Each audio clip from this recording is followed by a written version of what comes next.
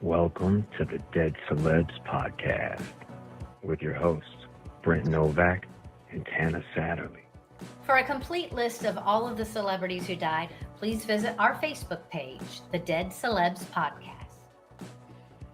Welcome, everybody. Happy New Year from the Dead Celebs Podcast. Another month, another sad deaths. I'm here with my co-host. My name's Brent Novak, and I'm here with my co-host, Tana Satterley. Tana, how are you doing? I'm good. How are you, Brent? Good. Good to see you. You too. It's been another month, and usually it was way shorter. Like I'd see you almost every week for a bit. I know. I know. So it feels like my sister's not there. Like, hey, just call you I up. know, right? Hey, how are the kids? Yeah. How is everybody? How was your holiday? It was good. It's good.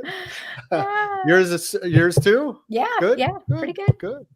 Yep. Well, tonight our special guest is Robert Welker. He is a former filmmaker, and he is the founding member of Coin Op TV. He's still hosting and still putting up videos, and he's a longtime friend of mine. I think we went to a Dodger Padre game, and he's saying, I don't remember. But hey, Robert, it's good to see you. Welcome to the show. Thanks for having me. Nice to see you again. It's been a while, and nice to meet you, Tana, there. And I'll just blame anything I can't remember is COVID brain. That's like I've been saying that for 5 years. So if we went to a game, I don't remember, but I hope it was a great game and the Dodgers won. It was at Chavez. It was one that I think I only went to 2 games, and you were with me, so it was nice. Yeah, it was nice to have you. Nice to see you. I don't know what year this was. Maybe 2006. I don't know. Good question. So anyway, December deaths. We're coming to the end of 2024 into 2025. We were talking a little bit before the show on some people that passed away. And not a lot of named people, but towards the end of the year, we started to get a couple big names in there. And we're going to talk about those people in a little bit. So Tana, if you want to start us off with our first celebrity of the afternoon, that'd be great. I sure can. So we have the amazing Kreskin, the famed mentalist who appeared in The Tonight Show 88 times. He died on December 10th of complications of dementia. Born as George Joseph Kreskin Jr., Kreskin rose to fame as one of the 20th century's preeminent celebrity mentalists, using what he called suggestion and extremely sensitive perception to consistently make eerily accurate predictions and locate hidden objects during live performances. Kreskin also made dozens of appearances on The Merv Griffin Show, Live with Regis and Kathy Lee, and The Mike Douglas Show, and had his own show for most of the 1970s. He also appeared on shows hosted by David Letterman, Howard Stern, and Jimmy Fallon. Kreskin's career also inspired Sean McGinley, who worked for The Mentalist as his road manager for a few months, and then to write and direct The Great Buck Howard. The film starred John Malkovich as a Kreskin-esque entertainer and Colin Hanks as his young manager. He was 89 years old. What was the name of that film? Which one? The one that started John Malkovich? Oh, The Great Buck Howard? Interesting. Yeah, I'd never heard of that one. I haven't either. The Great Buck Howard. Yeah, I remember as a kid seeing this man do some crazy stuff on The Tonight Show. It was interesting. That's all I got. Anybody else got anything on this guy? I think it was more like for Letterman's appearance. I was a big fan of late night David Letterman. Okay. Remember he would come out. I mean, the name is great. The Great Kreskin. I seem to remember he had wacky costumes. Did he have like a crazy hat, or am I mixing him up with somebody else?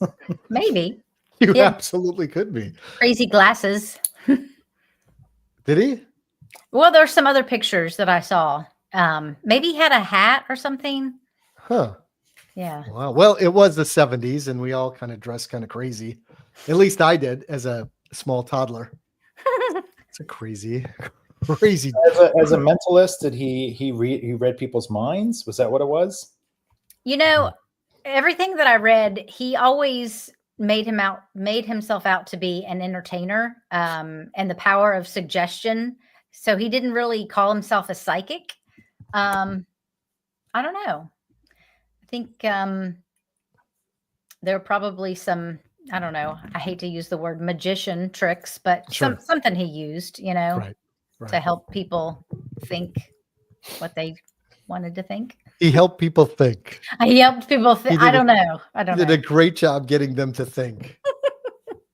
That's what I want to do when I get older. Yeah. I just Googled him and I see there's an image of him with a cape on. Maybe that's what I remember, the cape. Okay.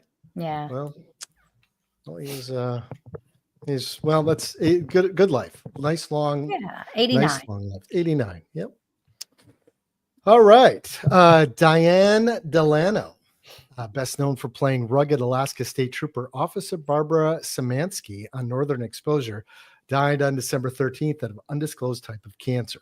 Delano was a prolific character actress known for her roles in popular Pen 15, Days of Our Lives, LA Law, The Ellen Show, and many other projects. She was also an in-demand voiceover actress with credits including Rugrats, Batman the Brave and the Bold, Teen Titans, Aaahh, that's a real show, Real Monsters, American Dad, and Ben 10.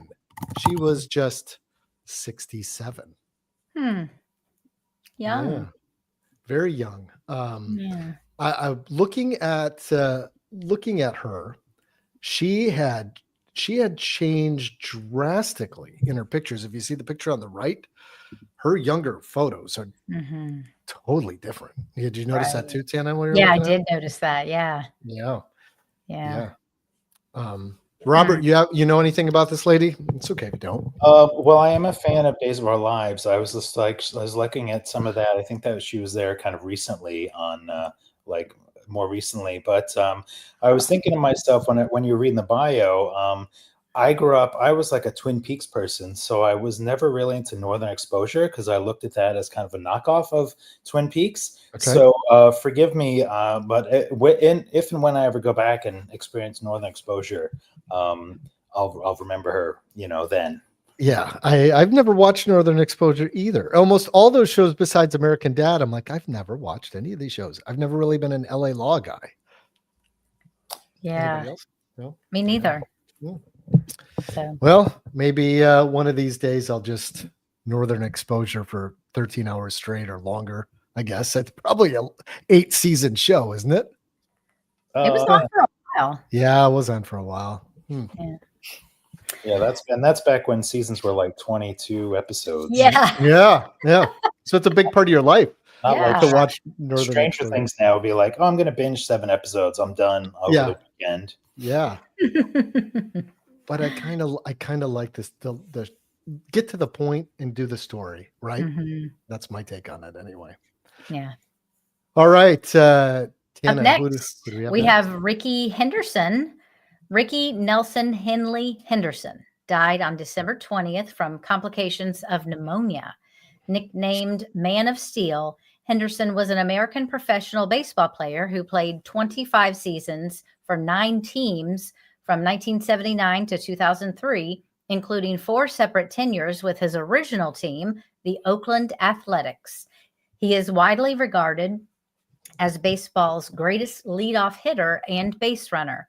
He holds MLB records for career stolen bases, runs, unintentional walks, and leadoff home runs.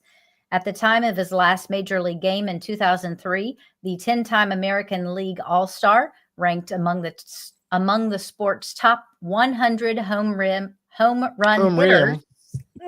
It was his all-time leader in walks. This is a mouthful. In 2009, he was inducted into the Baseball Hall of Fame in his first year of eligibility. Once asked if he thought Henderson was a future Hall of Famer, statistician Bill James replied, "If you could split him in 2, you'd have 2 Hall of Famers." He was 65 years old. And he died of complications of pneumonia. And last month, do you remember me having a cough and telling you I was a little sick? Yeah, I do remember. Yeah, so You I have had pneumonia? I had pneumonia. Yeah, I'm just getting antibodies for it now. So Brent. yeah, Oh I my know. gosh. Tell me about it. Yeah, Wow. 3 weeks without seeing a doctor, and I'm like, I better go in. Oh, that's not good. I know. So, hope it wasn't the bird flu. well, I don't know. They Mm. didn't test me for anything. All she did was put a thing on my back and said, breathe, and she's like, yep, you got pneumonia. So, yeah, so Okay. it took Ricky's life, Aw. Jeez. Yeah, that's really tough when you're older. I was just talking to a coworker earlier today. Her friend's mother died of pneumonia, but she was like 83. But Sure. it's harder to get over things like that when you're that age. So Yeah. it's very sad. Yeah. And my grandma, I have a grandma right now who is at that stage. She has pneumonia and she's on her way out, Aw. it looks like. So it's sad, but she's in her 80s too. And, so. So Robert, do you remember Ricky Henderson? Do you remember this guy? Did he play for the Mets? Oh yeah. I mean, well, he was on like at least 10 teams or I'm something. totally teasing you. Yeah, the Mets, the Angels, Just start throwing out names. I'm pretty sure I've seen him play multiple times live. Of course, in games. I mean, he was very dangerous. If you got on base, you pretty much knew you were going to get a stolen base from him or two or so, and just fast and active. I think kind of revolutionized that like the leadoff position. Just like dangerous leadoff person, like Connor was saying there. So yes, I'm glad to see he had a nice long career. I was looking, so I was like, let me see what kind of rings. I'm just trying to remember, like, what he won, like what teams and stuff, he was on. I don't see that. I'm just kind of glancing at his Wikipedia, but like, if somebody on the archive watches this in chat, let us know, which teams he might have won championships with. I think I know. I think it was one of them was Toronto Blue Jays. Gosh, I think the Yankees. Gosh, I forgot. I knew that too. But I remember. I don't know if you remember this or not. But I used to sell in the San Diego, the old Qualcomm Stadium in San Diego. I used to sell in the stands. So I saw a lot of baseball games for 4 years, and I saw a lot when he was there. I saw like him break 2 or 3 records as he was at the end of his career. So Nice. So he stuck out in my mind, like, oh, that's cool, But when you go to every game, you're at every game. It's hard to miss things like that. So, yeah. So we'll just keep on moving on. Who is next? And that's me. Angus. Angus, not Angus from AC/DC. Angus, is it? No. Oh no, Angus. Star Wars. Star Wars Angus. Yeah, we just added him to the mix too as well. Give me one quick one. AKA Gold Leader. Gold Leader. Robert, are you a Star Wars fan? Why do I feel like you are? Oh yes, Star Wars, Star Trek. Those are the two I grew up with. I'm more of a Star Trek person now because Star Wars is kind of gone since Disney's taken over. It's kind of gone in not such a great entertainment direction. But yeah, of course, Gold Leader there. Was resurrected again in Rogue One, and that was interesting to see. That's funny to see with this toy. I'm pretty sure I might have had that toy when I, back in the day, because I was a big toy collector. So, I couldn't think of anything else he's been in besides Star Wars. I'm sure he's a British actor, probably, probably has a legacy with maybe some of his movies over there or something. Yeah, I'll tell you right now where he's from. Angus McGinnis, aka Gold Leader, from 1977. Star Wars Episode 4, A New Hope, died on December 23rd. The cause of his death was not disclosed, but he died peacefully, surrounded by his family and love. A statement from his family said, Gold Leader was pivotal in the first movie's attack on the Death Star. McGinnis reprised his role for the 2006 Star Wars Rogue One, A Star Wars Story, which Robert said, which used archive footage of his character from the first film, though he did not record a new line. the character would return to Star Wars in the animated series Star Wars Rebels, where he interacted with fan favorite Hera Seldalia. In addition to his appearance in Star Wars, McGinnis had extensive career on the big screen with over 80 credits to his name. The first film that McGinnis appeared in was Norman Jewison's dystopian classic Rollerball, which gave way to multiple appearances across the sci-fi genre, including an episode of Space 1999, Superman 2, Judge Dredd, and Guillermo del Toro's Hellboy. He was 77. Yeah. All great movies. I don't remember him in any of those. From Superman 2, Judge Dredd, and Hellboy, I don't remember him. Yeah.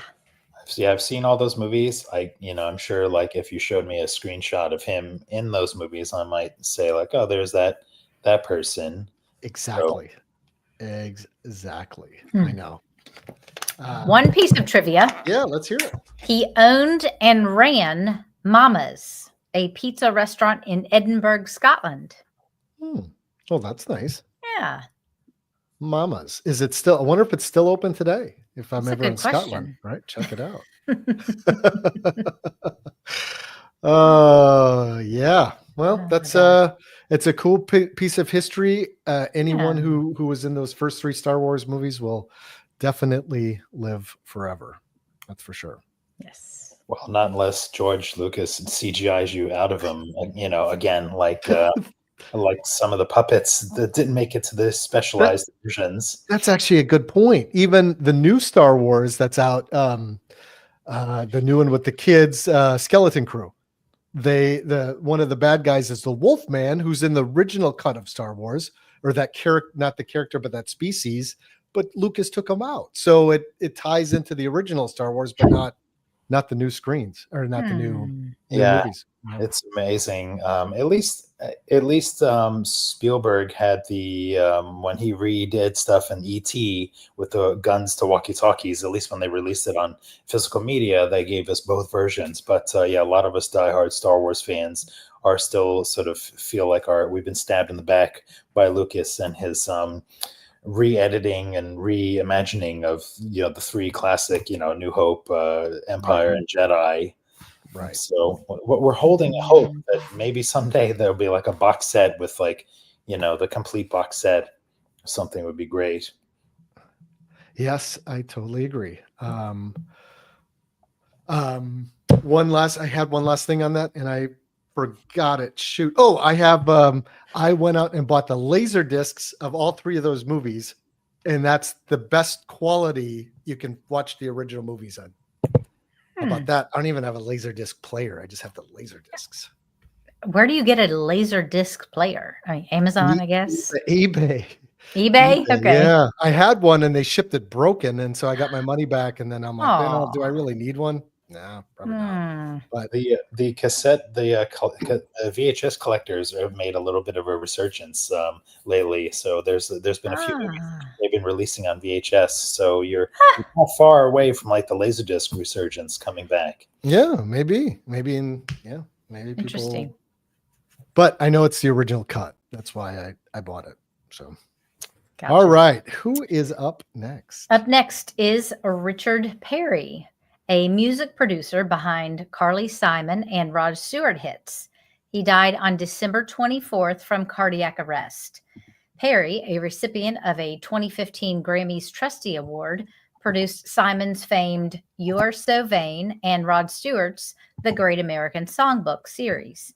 He also worked with Barbara Streisand, Diana Ross, Ringo Starr, and Art Garfunkel, and had a hand in Willie Nelson and Julio Iglesias' To All the Girls I've Loved Before, the Pointer Sisters' I'm So Excited, and Harry Nilsson's Without You.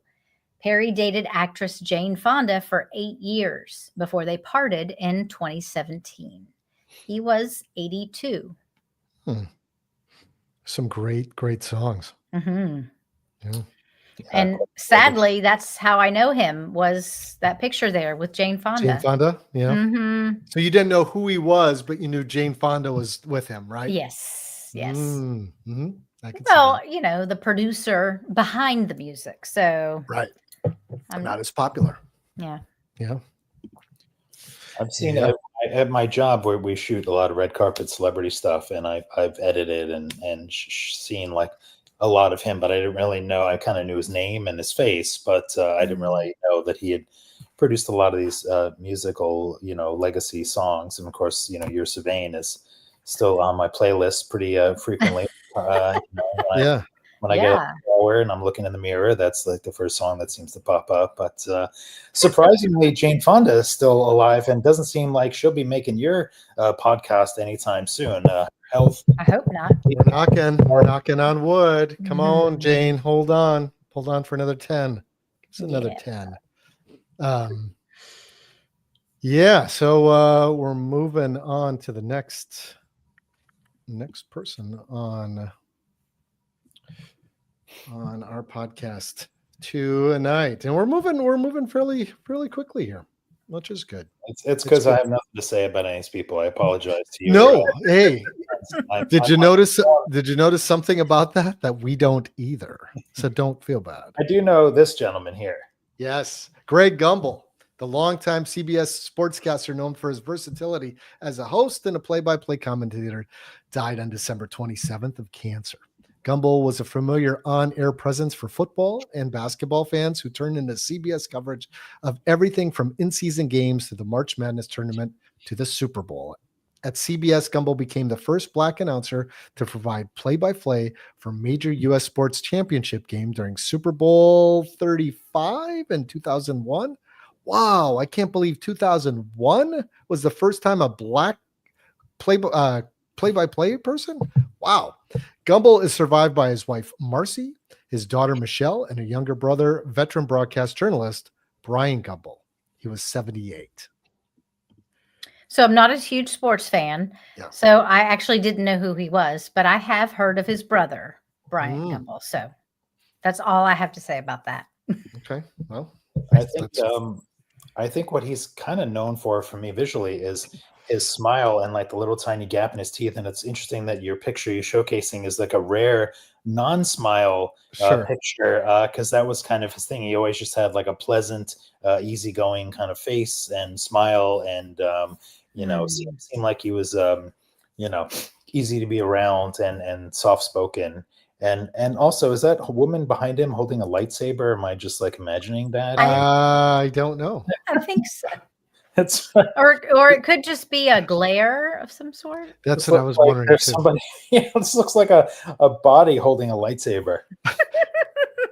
That's so funny too, because I looked at that picture and I said, he looks just very content. He looks like everything's going to be okay. And then I didn't even notice the lady trying to chop him up in the background with her lightsaber. Oh, bless. Well, in 2007, 2008, EA Sports made a basketball game, and I'm going to share just a little picture. It's a game an old friend of mine and I played quite frequently, and Greg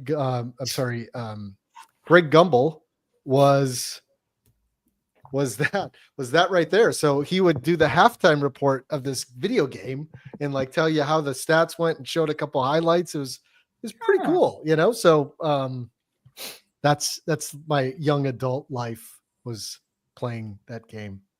And there's Greg right there. So, yeah, rest in peace. Okay. Rest in peace. Yeah. I just read, right? Tana, you're up? Yes. Up next, we have Dick Capri. Legendary Broadway star and comedian Dick Capri died on December 26th in his sleep after he was diagnosed with an inoperable bleeding enlarged aorta.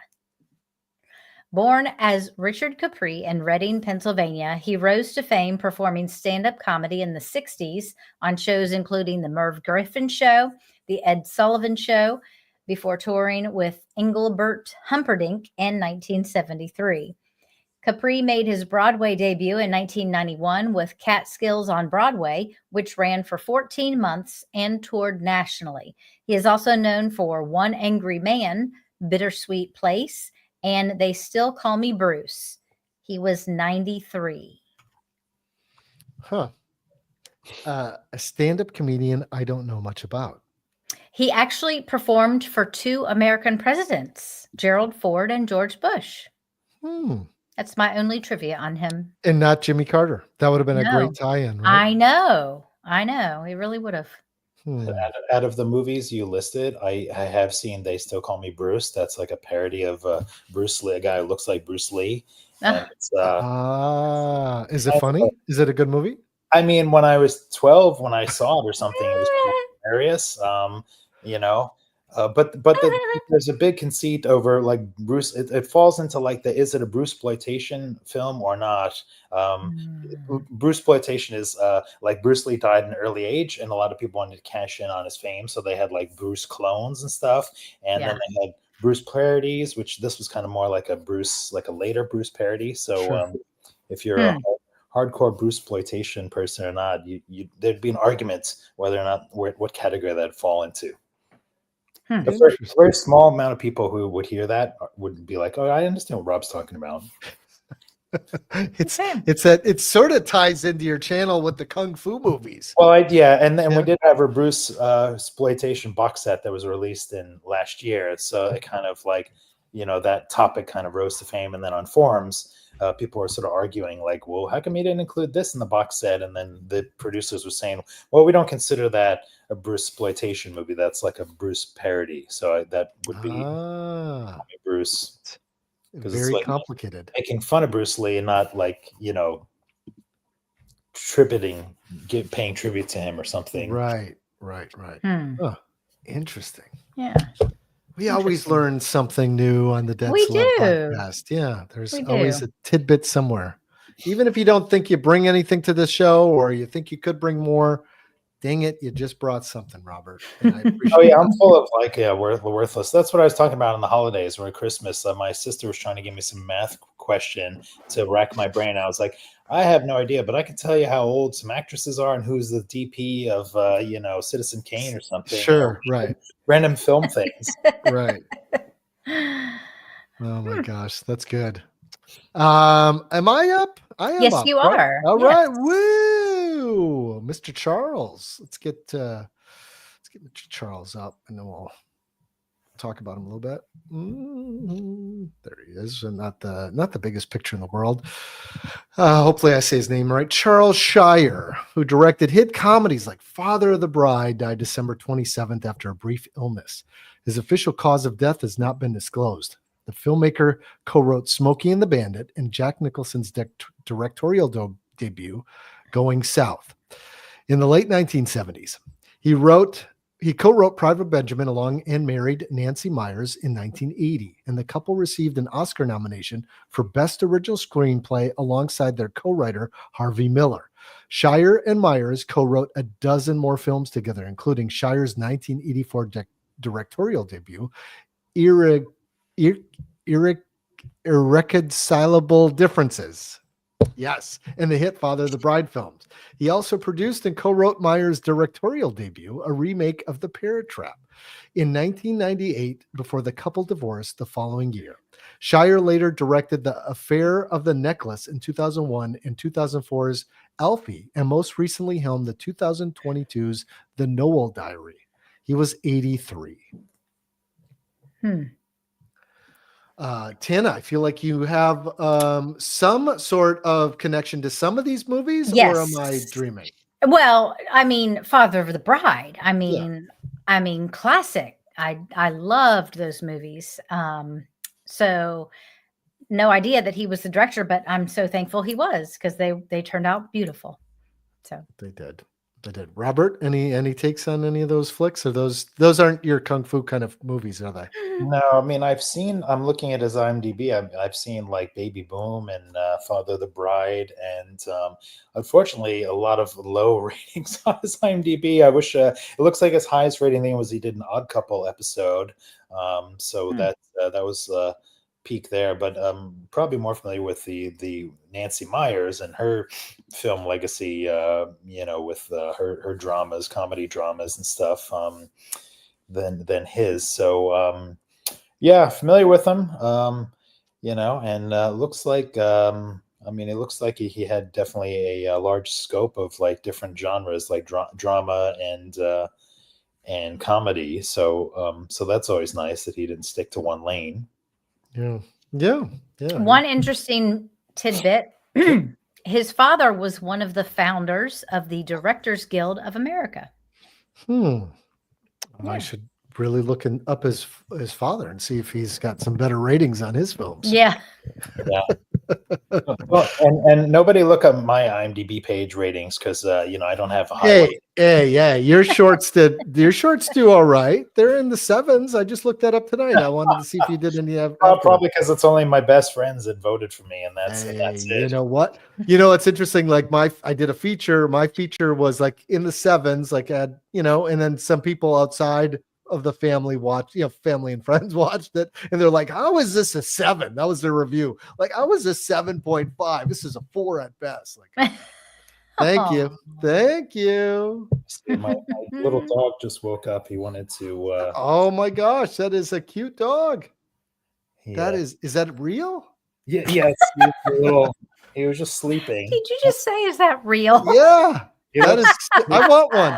He does look like, when we're walking, he does look like a little wind-up toy. He just kind of is tiny. So this is what happens whenever I'm on a work Zoom. He wakes up and is like, "Oh, it's time to play or walk or something." So I may super cute. Momentarily pet him from time to time. That's super cute. Well, this is somebody I actually grew up watching a little bit. Yeah. Go ahead. Linda Lavin, Tony-winning actress and singer Linda Lavin, died December 29th due to complications from lung cancer. Lavin began appearing in Broadway and off-Broadway productions in the 1960s before earning her first Tony nomination in 1970 for her work in Neil Simon's Last of the Red Hot Lovers. She then decided to try her hand in Hollywood and starred in the 1976 sitcom Alice, earning her first Primetime Emmy nomination and 3 Golden Globe nominations. She took home the Globe for her work on the show in 1979 and 1980. Lavin then returned to Broadway in 1987 in Broadway Bound, for which she won a Tony for Best Performance by an Actress and in a leading role in a play.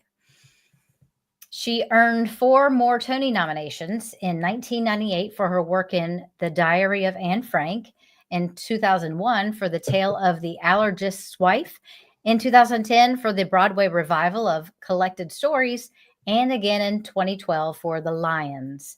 In the 2000s, she had a number of memorable guest appearances on shows, including The Sopranos, The OC, and The Good Wife, for which she was nominated for Best Guest Performer in a Drama Series at the Critics' Choice Television Awards in 2015. She was 87. And we before we asked Robert about her, the first episode we ever did, we had a game show kind of deal on our channel where I'd give 10 celebrities and 10 had guessed if they were alive or dead. And Linda Lavin was one of the people while she was alive. If Tana, is she alive or dead? I don't remember if you got it right or wrong, but I don't remember. I don't either. I think I got it right. I think he did too. Alice, is that a show you watched, Robert? I did watch Alice. Mel and I was just like thinking. The only thing I remember is Mel's. Let's see, was Mel's Diner a spinoff? Yep. Oh yeah, that's what I was going to ask, if she had a spinoff. Yeah, the spinoff. So yeah, Alice, and then I was trying to think of the cast because I remember the one gal used to say "Kiss My Grits." That was like the main comeback. Let me see. Flo, was that her name? The Kiss My Grits. Yeah, Flo left the show for a while over contract and then came back. Wow, 202 episodes. 2 episodes. Yeah. I didn't realize that show ran on that. That's a lot.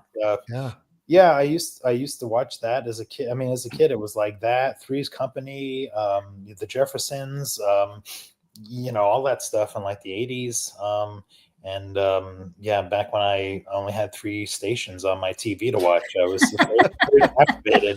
Hey, you and us too. Yeah. Like 3 and PBS. Yeah. No, she was that was my mom's not on tonight, but for some reason, it kind of remind me of my mom, like this. I'm going to work and like making some money, and I got a kid at home, and like when I watched it, which is pretty interesting, looking back at it. So yeah. Before we talk about our last celebrity / President Jimmy Carter, Robert, you want to talk about a little bit about your YouTube channel, CoinOp TV? Oh boy. Well, much like a lot of people we've been talking about, my YouTube channel's dead. I'm just kidding. I run. I have a website that reviews video games, and then on my YouTube channel, I talk about martial arts movies and movies that I get. I'm a collector of physical media, 4K and Blu-rays, so I kind of talk about that. Many years ago, I used to interview video game world record holders and developers and go to like a lot of events and fly around. When the pandemic hit, I stopped going to events, so I didn't really go and do much. But I'm still sort of active on Instagram and Twitter X and Blue Sky and whatever else. Just most of my comments now are like, oh, I remember your videos from like when I was a kid, because I used to do like a lot of Skylander videos. It was like a kid's game with like toys that you played with and stuff. And so it's interesting to see like that. That's my legacy, is that like a lot of young kids are like, oh, I remember, So yeah, I'm still around, making vids. I was going to say, don't delete that channel. Whatever you do, even if you stop putting towards it, because it is a piece of history, even though you started in 2004, you were saying earlier. So, I mean, in another 20 years, that's going to be a lot of people's childhood, that especially when you're really putting out a lot of nostalgia, like things that were part of pop culture at the time Oh yeah. So, my joke is that like my website and my blog and my YouTube channel is basically just there to curate information for ChatGPT and AI, like basically like archiving it. And if you look me up in like AI, it'll say like, oh, this person, Robert Wagner, is known for creating Skylander videos. It's kind of interesting how I'm part of like the AI system, and they're just basically crawling through my 20 years of content. Yeah. On there. Well, hey, somebody's got to keep history moving, and thank you for that. So good stuff. All right, we're gonna hit up Jimmy Carter. This is me. Am I right on that? All right, let's get him. Let's get Mr. Carter up. And this was I don't remember if we had him on Are They Alive or Dead? Did we? I don't remember. No, you would have known. I don't think I did it. We did not. However, yes, his wife did pass away last year. Oh, that's right. For some reason, I thought he had also passed away at that time or around that time. Yeah. So do you remember that? Yeah. So this was very much. Yeah. What do you call that? The Mandela effect. Yeah. I don't know. Huh, okay. But he was old, so he was old. It wasn't me. Yeah. Well, he made it to 100. So yes. Jimmy Carter, the Nobel Prize winning 39th president of the United States, died December 29th. Carter holds the title for the longest living president in U.S. history and began receiving home hospice care in February of 2023 after undergoing a series of short hospital stays. Born in Plains, Georgia in 1924, James Earl Jimmy Carter served for 7 years in the U.S. Navy officer before leaving active duty to take over his family's peanut farm.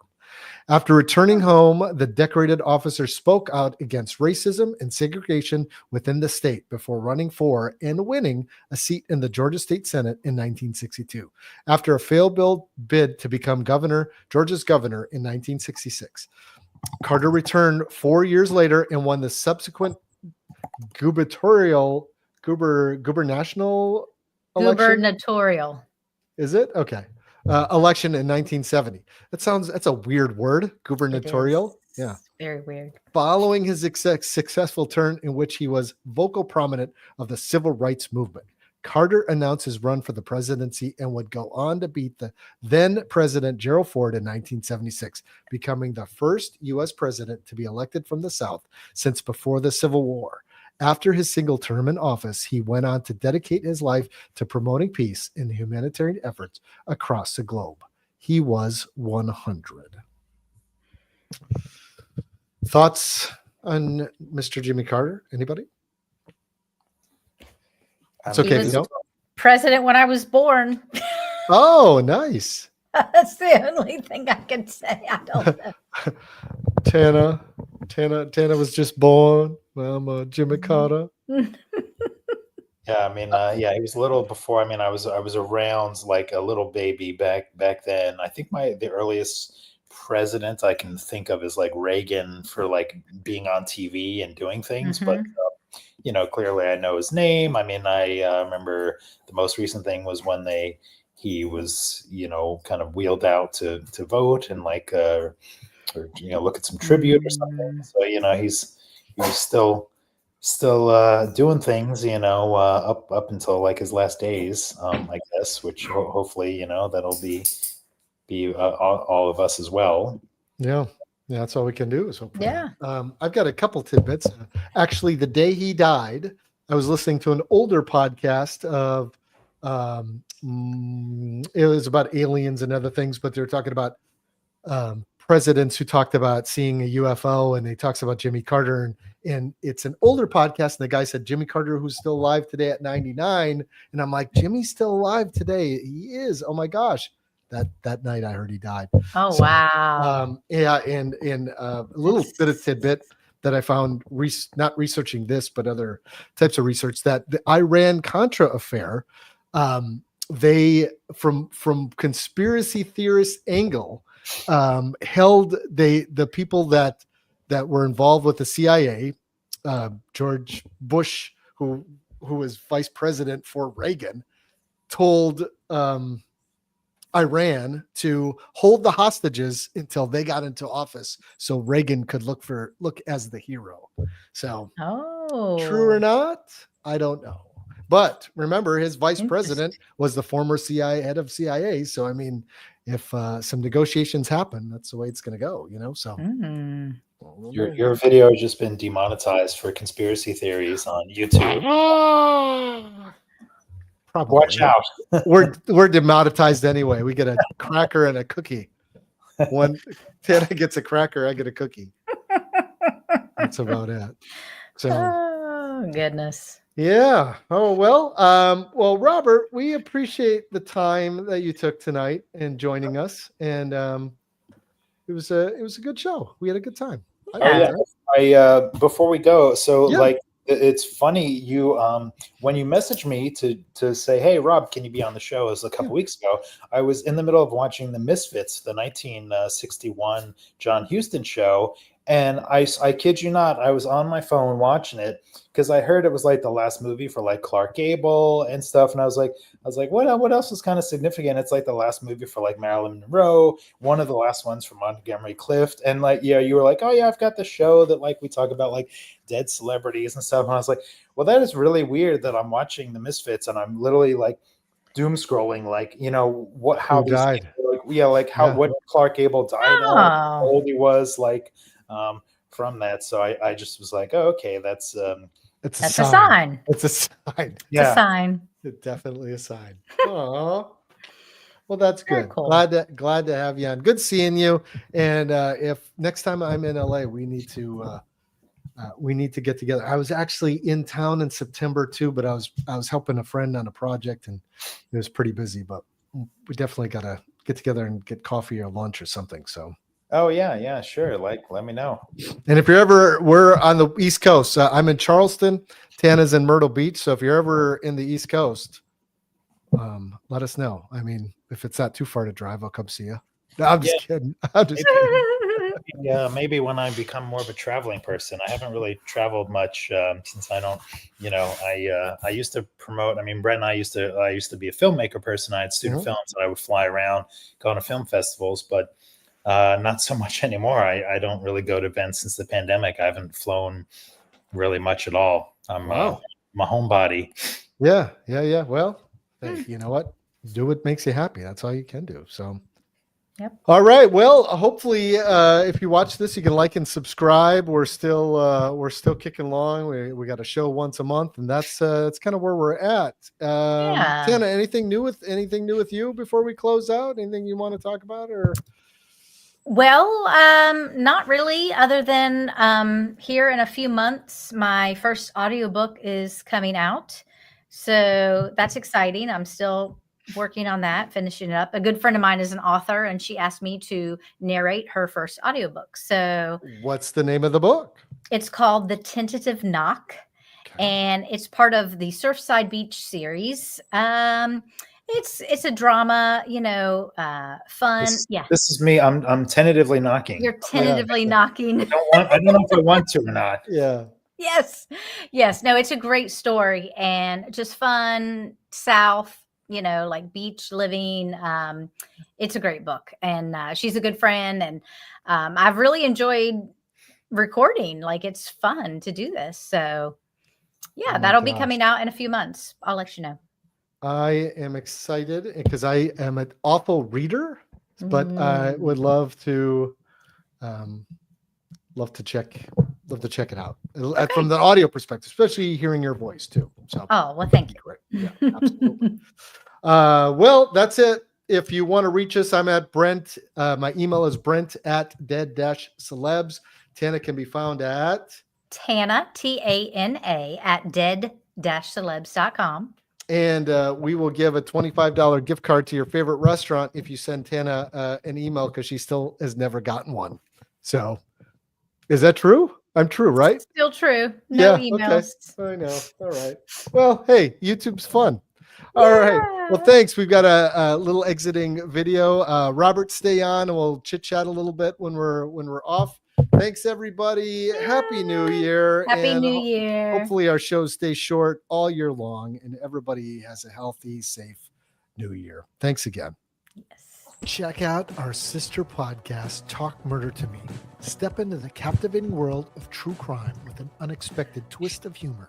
With John's compelling narrative and Jen and Nicole's amazing banter, this podcast offers an entertaining and unique approach to true crime storytelling. Talk Murder to Me can be found on any podcast platform, also streaming live Saturdays on YouTube.